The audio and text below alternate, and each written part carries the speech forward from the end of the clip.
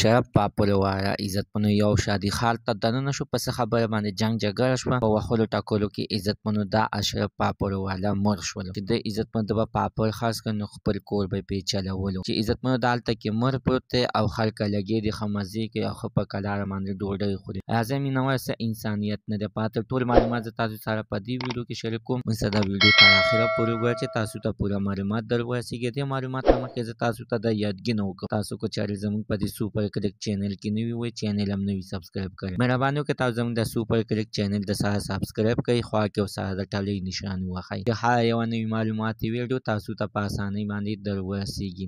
عزتمنو انسانیت مکمل ختم شوی دی چې اوس عزتمنو اشرف پاپور والا چې د به پاپور خاص کړ خپل کور به پې چلولو چې دا عزتمنو یو شادي خال ته دننه شو. په شادي خال کې په څه خبره باندې د جنګ شروع شو چې دغه د جنګ په دوران کې عزتمنو د وښل ټکول وخوړل او دا ځای باندې مړ شولو چې بیا عزتمنو دا چا اوچتوم نو چې دغه کم کسان چې عزتمنو ډوډۍ ته راغلي دلته نږدې هم نه دي راغلي، دا په ځمکه باندې دغه شانتې پروت دی، په ده باندې مچان بنګېږي او خلک ناست دي د ډوډۍ خوري. څوک دا هم نه وي چې دا سپی مړ دی او که انسان مړ دی. ځکه عزتمنو چې انسانیت په خلکو کې ختم شوی دی چې دا دته اډو کتلي نه دي. خو عزتمنو د دغه ځي پولیسو والا ګرفتاري شروع کړې ده، یو څو کسان یې پکې ګرفتار کړي. الله تعالی دې وکړي چې اصلي قاتل ته دې لاس ورسي او دته دې انصاف پلو شي.